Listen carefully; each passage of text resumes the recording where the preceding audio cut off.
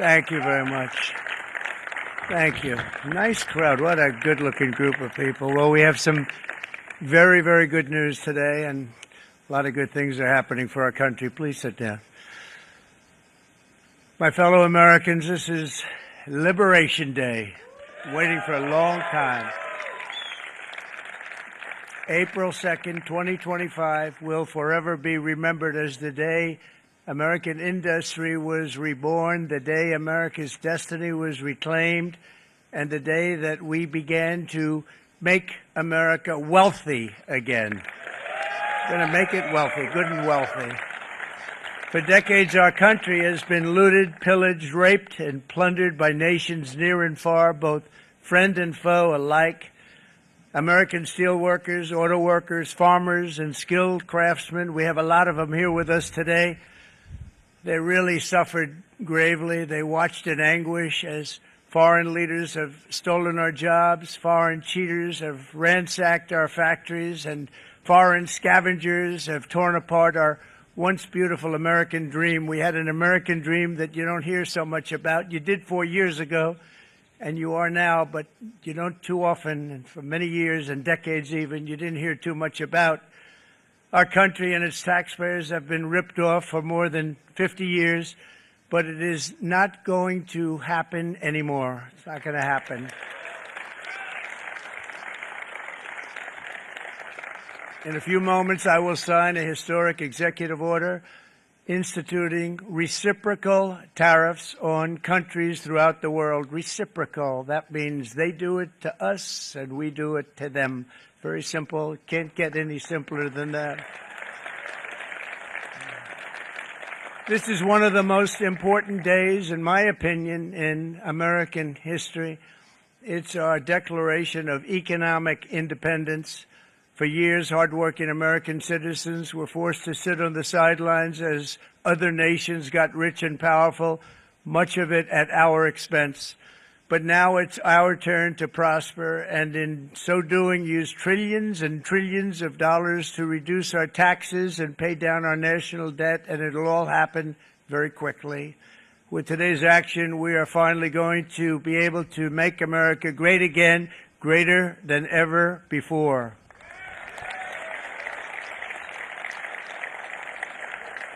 Jobs and factories will come roaring back into our country, and you see it happening already. We will supercharge our domestic industrial base. We will pry open foreign markets and break down foreign trade barriers. And ultimately, more production at home will mean stronger competition and lower prices for consumers. This will be indeed the golden age of America. It's coming back. We're going to come back very strongly. We're pleased to be joined on this momentous occasion by Vice President J.D. Vance. J.D., thank you. Thank you. Thank you very much. Where are you, J.D.? No, that wasn't too hard to find. I was looking, he likes to take a low-key attitude, so it'd usually be sitting right in front. He's gaining a lot of confidence, Mike, isn't he? And nearly my entire cabinet is here, as well as Speaker Mike Johnson, who's done an amazing job. And with the great success we had last night in Florida, we have a majority of 7. And 7's like a lot when we had it at 1, right? You've done a fantastic job. And many of the members of the House and Senate are with us. Senators, Congressmen, thank you all for being with us. We appreciate it. For decades, the United States slashed our trade barriers on other countries, while those nations placed massive tariffs on our products and created outrageous non-monetary barriers to decimate our industries. And in many cases, the non-monetary barriers were worse than the monetary ones. They manipulated their currencies, subsidized their exports, stole our intellectual property, imposed exorbitant VAT taxes to disadvantage our products, adopted unfair rules and technical standards, and created filthy pollution havens. They were absolutely filthy, but they always came to us and they said, we're violating, we should pay for it. It's all detailed in a very big report by the U.S. Trade Representative on Foreign Trade Barriers. and I'll just hold it up for you. It's available, and you don't have to pay too much. As I understand it, you'll pay nothing. It's a lot of work for something, actually, because it's a special book. It's frankly, it's very upsetting when you read it, when you see what people have been doing to us for 30 years. This all happened with no response from the United States of America, none whatsoever. But those days are over. Let me offer just a few examples of the vicious attacks our workers have faced for so many years. The United States charges other countries only a 2.4 tariff on motorcycles. Meanwhile, Thailand and others are charging much higher prices, like 60%. India charges 70%. Vietnam charges 75%, and others are even higher than that. Likewise, until today, the United States has for decades charged a 2.5 tariff. Think of that, 2.5% on foreign-made automobiles. The European Union charges us more than 10% tariffs, and they have 20% VATs, much, much higher.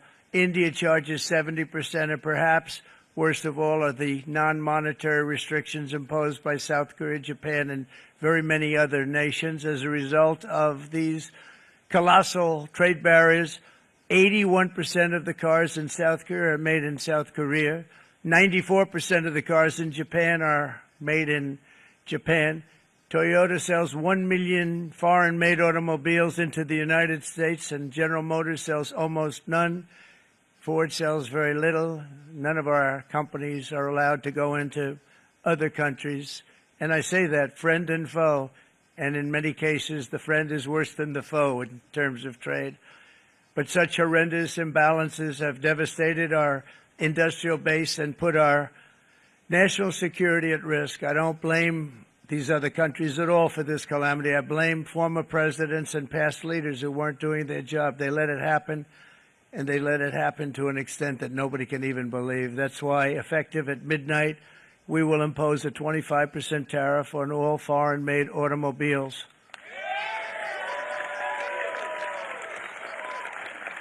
Thank you. Brian, I'd like to have you come up here for a second, okay? I just see him sitting. He's been a fan of ours, and he understands this business a lot better than the economists, a lot better than anybody. Brian, say a few words, please, would you? Thank you, Mr. Thank you. It's a great honor to have you. Thanks. Thank you, Mr. President. I grew up just north of Detroit, Michigan, in Macomb County. Democrats. My first vote for president was for Ronald Reagan. I thought that was going to be the best president I ever saw in my lifetime until Donald J. Trump came along. I have watched my entire life, I have watched plant after plant after plant in Detroit and in the metro Detroit area close. There are now plants sitting idle. There are now plants that are underutilized, and Donald Trump's policies are going to bring product back into those underutilized plants. There's going to be new investment. There's going to be new plants built. And the UAW members, and I brought 20 of them with me, they're sitting right over here. We support Donald Trump's policies on tariffs 100%. So, Mr. President, we can't thank you enough. And in 6 months or a year, we're going to begin to see the benefits. I can't wait to see what's happening 3 or 4 years down the road. Thank you, Mr. President. Thank you. What a great guy. He got it right from the beginning. He got it before almost anybody else. This group over there, they got it too. And, you know, we won the state of Michigan. We won almost all of them. But we won Michigan by a lot, and I want to just thank you all. The auto workers were fantastic. The Teamsters were fantastic. Everyone was pretty good, I will tell you. Thank you very much. I appreciate it. You're going to be very happy very soon, and you probably see what's happening with all of the, not only car companies, but car companies in particular. You see it with all of the ones they're moving, they're announcing day in, day out. You're seeing it. Nobody's ever seen anything like that. With today's actions, we're also standing up for our great farmers and ranchers who are brutalized by nations all over the world. It's brutalized. Canada, by the way, imposes a 250 to 300% tariff on many of our dairy products. They do the first can of milk. They do the first little carton of milk at a very low price, but after that it gets bad, and then it gets up to 275, 300%. So when they're figuring what's Canada charging, they say, oh, about 2%, 3%. But take a look at what happens down the road. When you look a little bit, it's not a pretty picture, and we don't like it, and it's not fair. It's not fair to our farmers. It's not fair to our country. And with countries like Canada, you know, we subsidize a lot of countries and keep them going and keep them in business. In the case of Mexico, it's $300 billion a year. In the case of Canada, it's close to $200 billion a year. And I say, why are we doing this? Why are we doing this? I mean, at what point do we say, you got to work for yourselves, and you got to, this is why we have the big deficits. This is why we have that amount of debt that's been placed on our heads over the last number of years, and we're really not taking it anymore. Through non-tariff barriers, the European Union bans imports of most American poultry. You understand? They say, we want to send you our cars, we want to send you everything, but we're not going to take anything that you have. Australia bans, and they're wonderful people and wonderful everything, but they ban American beef, yet we imported $3 billion of Australian beef from them just last year alone. They won't take any of our beef. They don't want it because they don't want it to affect their farmers. And you know what? I don't blame them, but we're doing the same thing right now, starting about midnight tonight, I would say. And China charges American rice farmers an overquota, it's called, a tariff rate of 65%. South Korea charges 50%. Actually, they charge different, from 50% to 513%. And Japan, our friend, charges us 700%. But that's because they don't want us selling rice, another thing. Who can blame them, Madam Secretary? Agriculture, great job you did on eggs, by the way. The egg prices came down 50%. You got them down 50%. Once we got involved, they were going through the sky. The egg prices, they were going through the sky, and you did a fantastic job. Now we have lots of eggs, and they're much cheaper, down about 59% now, and they're going down further. We charge 2.8% for so many things that other countries are charging 200%, 300%, and 400% for. If imposing tariffs and protective barriers made nations poor, then every country on earth would be racing to eliminate these policies, and China would be the first on line. They run a very strong country, but they're not first in line, and the American people are paying a very big price. From 1789 to 1913, we were a tariff-backed nation, and the United States was proportionately the wealthiest it has ever been. So wealthy, in fact, that in the 1880s, they established a commission to decide what they were going to do with the vast sums of money they were collecting. We were collecting so much money so fast, we didn't know what to do with it. Isn't that a nice problem to have? What do you think, Marco? Good problem? Marco would love that problem. But we don't have that problem anymore, but we're not going to have it very much longer, I will tell you. But they collected so much money, they actually formed a commission to determine what they were going to do with the money, who they were going to give it to, and how much. Then in 1913, for reasons unknown to mankind, they established the income tax so that citizens, rather than foreign countries, would start paying the money necessary to run our government. Then in 1929, it all came to a very abrupt end with the Great Depression, and it would have never happened if they had stayed with the tariff policy. It would have been a much different story. They tried to bring back tariffs to save our country, but it was gone. It was gone. It was too late. Nothing could have been done. It took years and years to get out of that depression, far longer than even FDR had that office right over there for a long period of time. The ramp system, it's rather intricate, was built because of him, and every time you walk up, you think of him, and he did a great job in many ways, but it lasted long beyond his terms, as you know.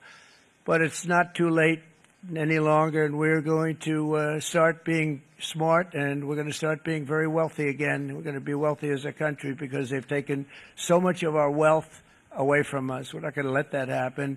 We truly can be very wealthy. We can be so much wealthier than any country. It's not even believable. But we're getting smart. Nearly a century later, in the face of unrelenting economic warfare, the United States can no longer continue with a policy of unilateral economic surrender. We cannot pay the deficits of Canada, Mexico, and so many other countries. We used to do it. We can't do it anymore. We take care of countries all over the world. We pay for their military.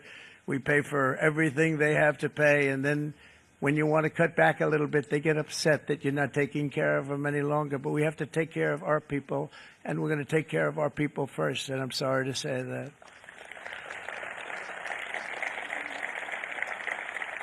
And today we're standing up for the American worker, and we are finally putting America first.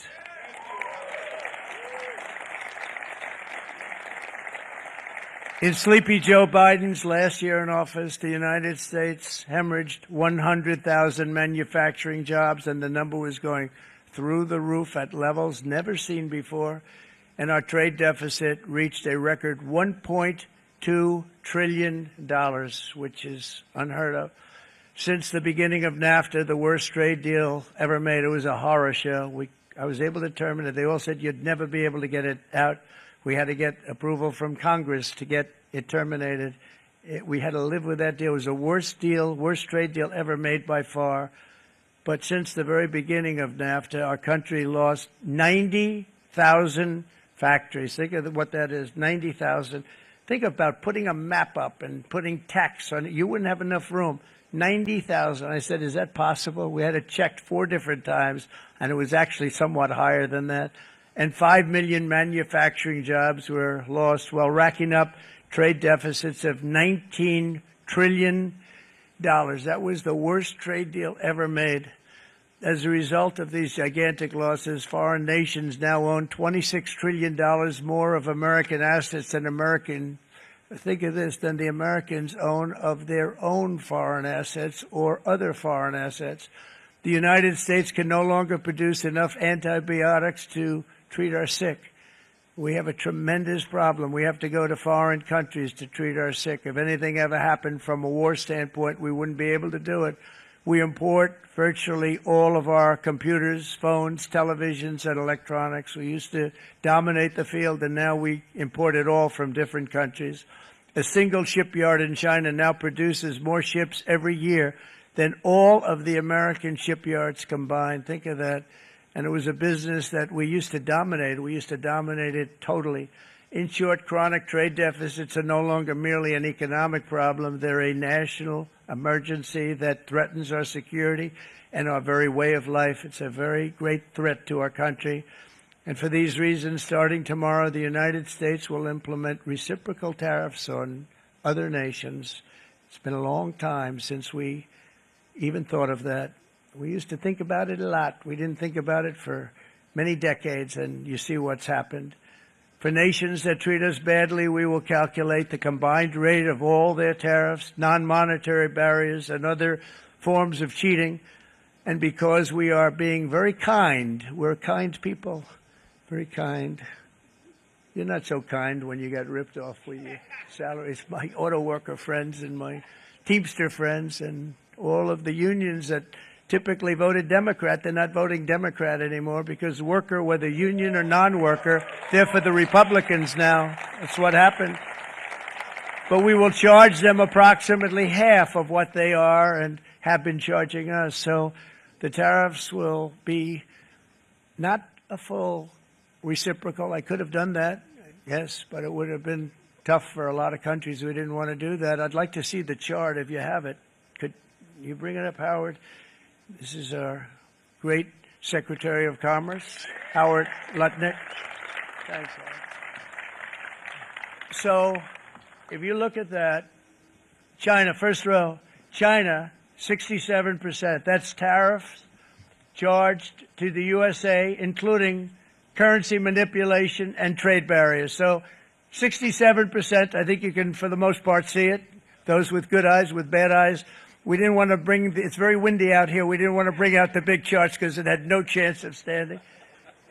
Fortunately, we came armed with a little smaller chart. So it's 67%, so we're going to be charging a discounted reciprocal tariff of 34%. I think In other words, they charge us, we charge them less. So how can anybody be upset? They will be, because we never charge anybody anything, but now we're going to charge.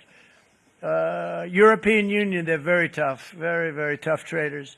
You know, you think of the European Union, very friendly. They rip us off. It's so sad to see. It's so pathetic. 39%, we're going to charge them 20%, so we're charging them essentially half. Vietnam, great negotiators, great people. They like me, I like them. The problem is they charge us 90%. We're going to charge them 46% tariff. Taiwan, where they took all of our computer chips and semiconductors. We used to be the king, right? We were everything. We had all of it. Now we have almost none of it, except the biggest company is coming in. We're going to end up with almost 40%. Lee Zeldin's working to get their approvals. And it's an amazing company. Mr. Wei, of one of the great companies of the world, actually. They're coming in from Taiwan, and they're going to build one of the biggest plants in the world, maybe the biggest for that. But 64%, we're going to charge them 32%. Japan, very, very tough, great people. And again, I don't blame the people for doing it.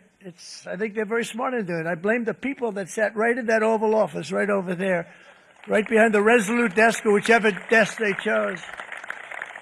Japan, 46%. They would charge us 46%, and much higher for certain items like cars, you know, little items like cars. 46%, we're charging them 24%. India, very, very tough, very, very tough. The Prime Minister just left, and he's a great friend of mine, but I said, you're a friend of mine, but you're not treating us right. They charge us 52%. You have to understand, we charge them almost nothing for years and years and decades, and it was only 7 years ago when I came in, we started with China and charged them. We took in hundreds of billions of dollars from China in tariffs, and they understood, honestly. President Xi understood. He said, look, I understand, and the other countries, and they all understand. We're going to have to go through a little tough love, maybe, but they all understand. They're ripping us off, and they understood it. Prime Minister of Japan, Shinzo Abe. He was a fantastic man. He was unfortunately taken from us, assassination.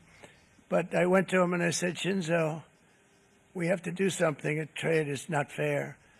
And he said, I know that. I know that. And he was a great gentleman. He was a fantastic man, but he understood immediately what I was talking about. I said, Shinzo, we have to do something. He said, I know that. And we worked out a deal, and it would have been a much better deal, but frankly, there were many years left in the deal that was made previous to my getting there, but it was something. If you look at Switzerland, 61% to 31%. Indonesia, Malaysia, Cambodia. Oh, look at Cambodia, 97%. We're going to bring it down to 49. They made a fortune with the United States of America. United Kingdom, 10%, and we'll go 10%. So we'll do the same thing. South Africa, 60%, 30%, and they've got some bad things going on in South Africa. You know, we're paying them billions of dollars, and we cut the funding because a lot of bad things are happening in South Africa. The fake news ought to be looking at it. They don't want to report it. Brazil, 10%, 10%. Bangladesh is 74%. So you see what's going on. Pakistan, 58%. Sri Lanka, 88%. So what we're doing is we're taking not the full, we could take the full 88%. Thanks a lot, Howard. He's doing a very good job. How's he doing, all right? I think you better take it with you. It's not going to last very long. He's going to put it, it's going to follow you down with the wind. I brought a hat just in case it got too windy, but here, would anybody like a hat? I'm not giving it to a cabinet. I'm giving it to the auto workers. Come here.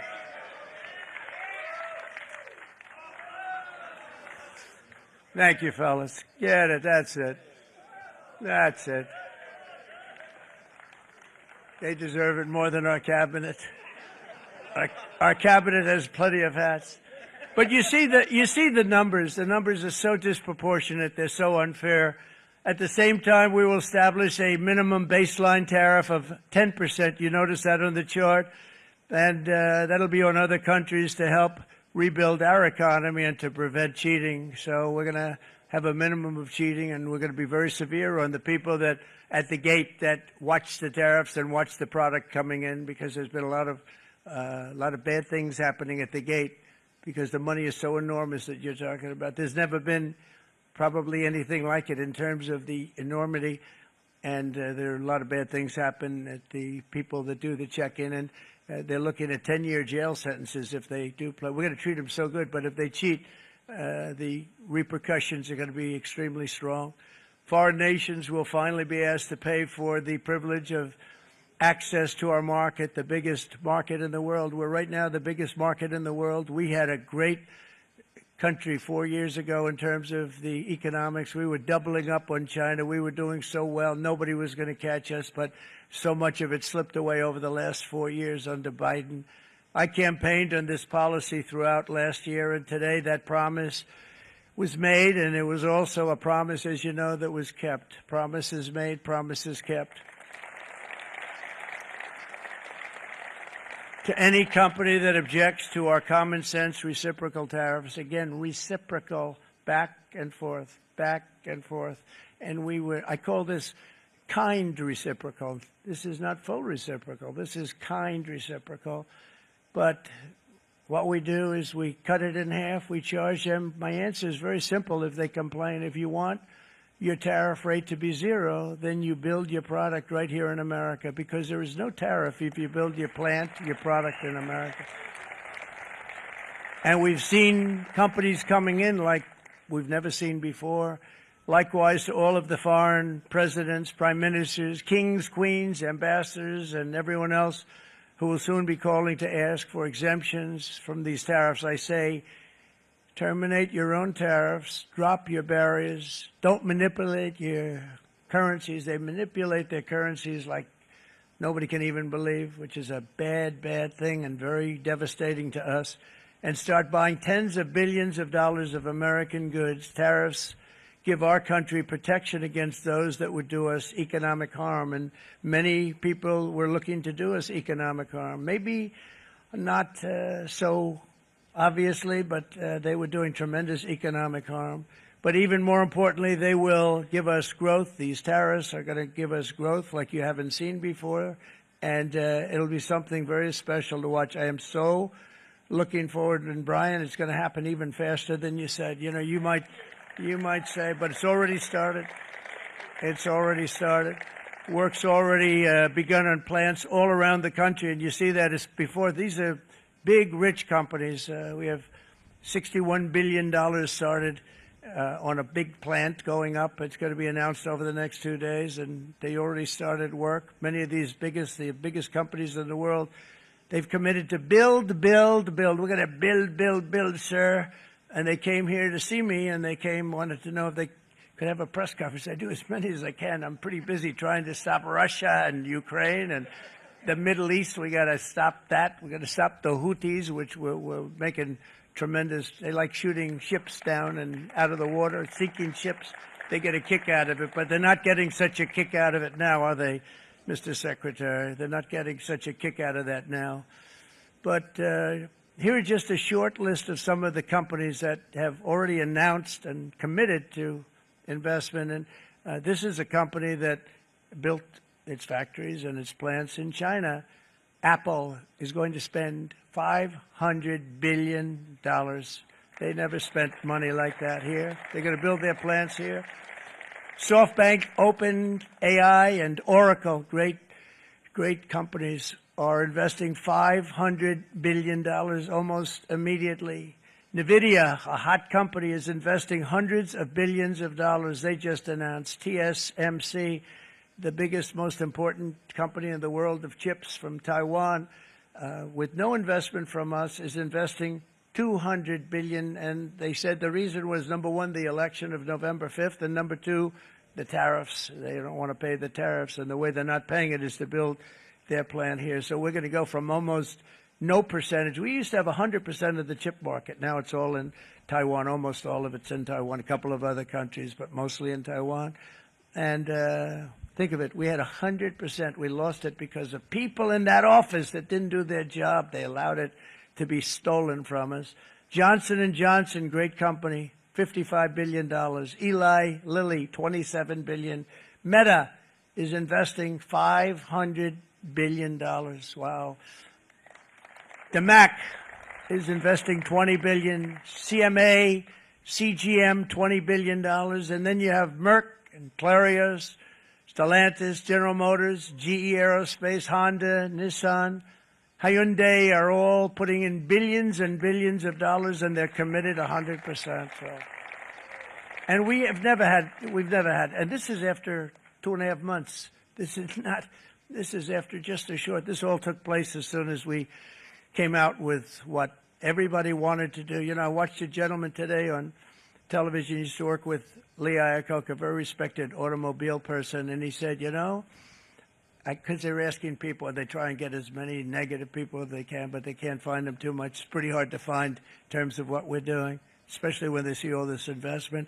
They said, so tell me, what do you think of what Trump is doing from the automobile standpoint? He said, I can't believe it. Somebody is finally, he's an older guy, real pro, really top guy, with Lee Iacocca. He said, I never thought I'd see the day when this would happen, where somebody had the courage to go and do what has to be done. This is transforming our nation. Our entire nation is going to be transformed, not only with the cars, but on every single other item that's built. We're going to become an industrial powerhouse. And he said that so beautifully today. In fact, I'm going to find out, I'm going to get a tape, and Bruce, I'm going to get that tape, and I'm going to send it to you out in Long Island, and you're going to play it for the people. And all your union workers and your non-union workers out there, you got a pretty even split. But we have, so far, it looks like we're going to have about $6 trillion of investments, and you wouldn't do that in years in this country over the last number of years. $6 trillion, and that's going to be much higher by the end of the year. And think of what $6 trillion is. You wouldn't have even a small percentage of that under this other system. We're going to be an entirely different country, and it's going to be fantastic for the workers. It's going to be fantastic for everyone. There will never have been a transformation of a country like the transformation that's already happening in the United States of America. It's an incredible thing to watch, and it's incredible to meet with the top people, people that you read about, very wealthy people, or people that are great managers and executives and presidents of big public companies, and to watch the enthusiasm they have now that they didn't have. They gave up on our country. They went to foreign countries and they built. Companies are pouring into our country at levels never seen before, with jobs and money to follow, and it's really beautiful. In the coming days, there will be complaints from the globalists and the outsourcers and special interests and the fake news. Always, the fake news will always complain. But never forget, every prediction our opponents made about trade for the last 30 years has been proven totally wrong. They were wrong about NAFTA. They were wrong about China. They were wrong about the Trans-Pacific Partnership, which would have been a disaster if I didn't terminate it. If I didn't terminate that, United Auto Workers, you would have had no jobs in this country. You would have had no jobs. It was all going to other countries. In my first term, they said tariffs would crash the economy. Instead, we built the greatest economy in the history of the world. And again, I have great respect for President Xi of China, great respect for China, but they were taking tremendous advantage of us, and I commend them for that. I say, hey, if you can get away with it, that's okay. But, you know, they understand exactly what's happening, and they probably, most of them are saying it's about time they did something, but and they're going to fight, and they're going to fight fair. Everyone's going to fight. You know, it's like, I say to the leaders, look, you got to take care of your country, but we have to start taking care of our country now. We can't do what we've been doing for the last 50 years. From the day of my election, the stock market went up in my first term 88%, with NASDAQ going up 155%, more than any president has ever had in any term in office, by far. And I think we're going to blow that away. And maybe the numbers won't show, but I think they're going to show much better than even those numbers. But what you're going to see is you're going to see activity, that empty, dead sites, factories that are falling down, those factories will be knocked down, and they're going to have brand new factories built in their place. They're not only talking about renovating, they're talking about brand new, the best anywhere in the world, the biggest anywhere in the world. I have a friend who builds car plants, and I said, I want to see the biggest and the best. He said, well, we have to go to Mexico. And I said, no, I want to see it in the United States. He said, we're not building them in there. This is a year and a half ago during the campaign. He said, we're not building it. You'd have to go to Mexico. When I was starting to decide to run, and I went to number one in the polls very rapidly, let's say in the first hour, and then shortly thereafter, it looked like I was going to win, and the fake news was saying, "Oh no, don't do this." What they don't know is if I didn't win, they would have really been in trouble, because nobody wants to read them anyway. But I tell you what, when it looked like I was going to win, I announced that I was going to be doing exactly what we're talking about today. Great consistency, actually, because I've been talking about it for 40 years. But because I saw what was happening 40 years ago. If you look at my old speeches when I was young, very handsome, my old speeches, and that people would say, I'd be on a television show, I'd be talking about how we were being ripped off by these countries. I mean, nothing changes very much. The only thing that changed were the countries, but nothing really changes. But it's why it's such an honor. It's such an honor to be finally able to do this. If you look at China, I took in hundreds of billions of dollars in my term, hundreds of billions. They never paid 10 cents to any other president, and yet they paid hundreds of billions, so much so that Biden couldn't do anything. They wanted to try and terminate it because he had a very special relationship with China. You know what the relationship was? He had a special relationship. But the numbers were so big, that they couldn't do it. So they did ease it up. They did things that they shouldn't have done. They made it a lot more comfortable for them, but they couldn't do it because the numbers were hundreds of billions of dollars, and I did that. And we were on our way to doing something like incredible. And then we had a very bad election happen, a very bad election. A lot of bad things happened. So when I said we got to do it again, I said we have to make it too big to rig. And we made it too big to rig, and we won in records, and it was a monumental win.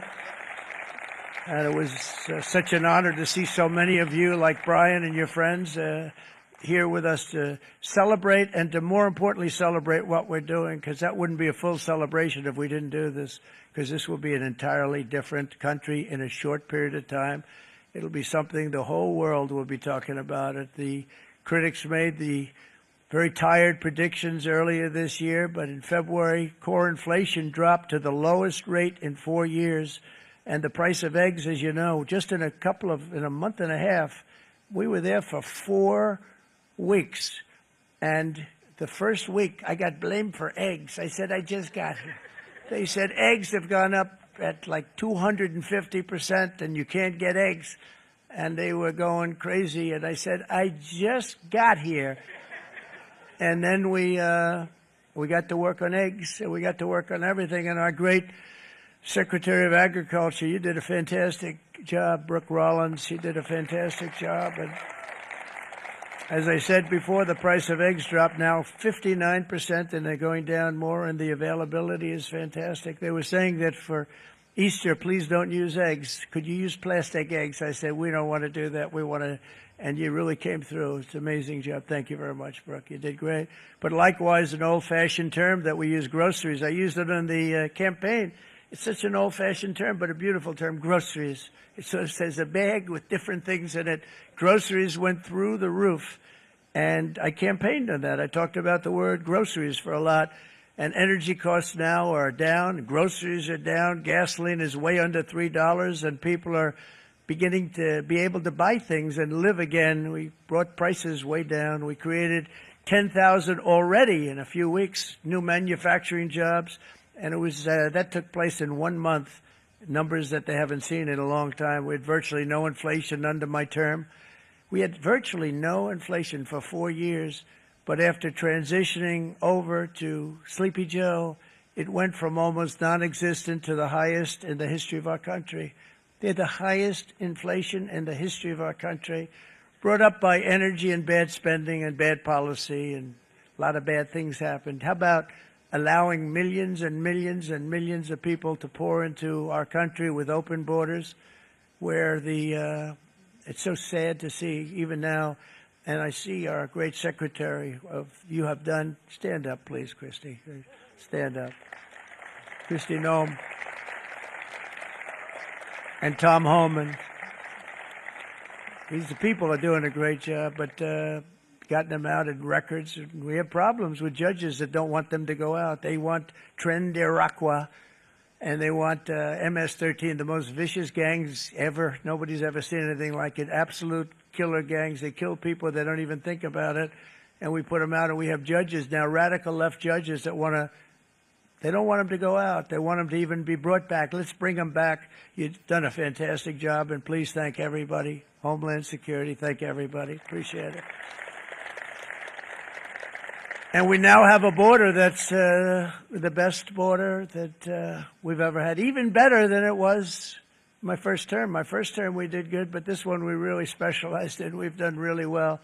And we had records then. We had the best, safest border. 4 years ago, we had the best border there ever was. And now we have, you've actually matched it and done even better. And we're going to get it down the right way. And we want people, by the way, to come into our country, but we want to come in through a legal process. We want them to come in legally. We need more people. We need people to run these plants and to help the auto workers and the Teamsters and the non-union people and everybody else. But we need people and the farmers.